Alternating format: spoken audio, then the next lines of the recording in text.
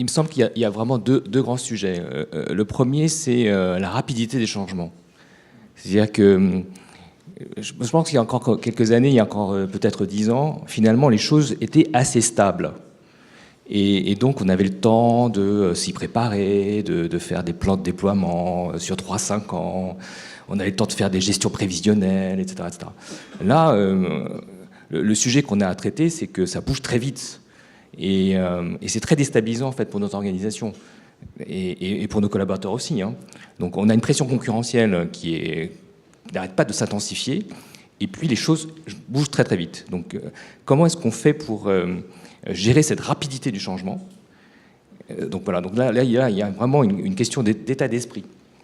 Donc, ça, c'est, je crois, le premier sujet. Après, le deuxième sujet, c'est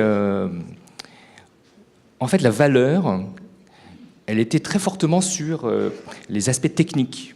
C'est-à-dire que, particulièrement dans la banque, finalement, la valeur, c'était la compréhension du détail, un prêt immobilier, comment ça fonctionne, etc., les échéances, etc.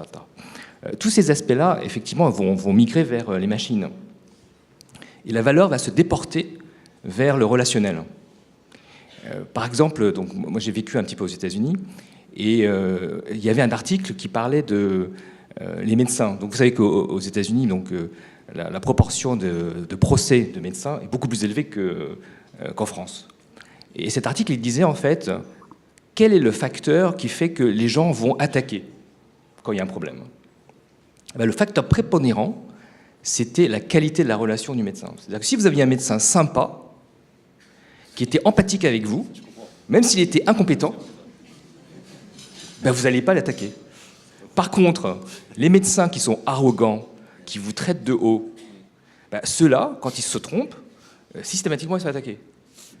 Et ça va être un sujet vraiment absolument clé pour nous dans les prochaines années. Comment est-ce qu'on va faire pour gérer ce déplacement de la valeur? C'est-à-dire qu'avant, finalement, ces aspects techniques, c'était relativement simple à évaluer. Si vous, voilà, on passe des entretiens, des examens, tout ça, on sait répondre à des QCM, je sais ou je ne sais pas. Par contre, toutes ces histoires autour du savoir-être, de l'état d'esprit, de la positivité, de l'empathie, voilà, il va falloir qu'on développe en fait des outils managériaux pour faire en sorte qu'on développe toutes ces capacités, et qu'on puisse évaluer d'abord, et puis qu'on puisse développer ces capacités.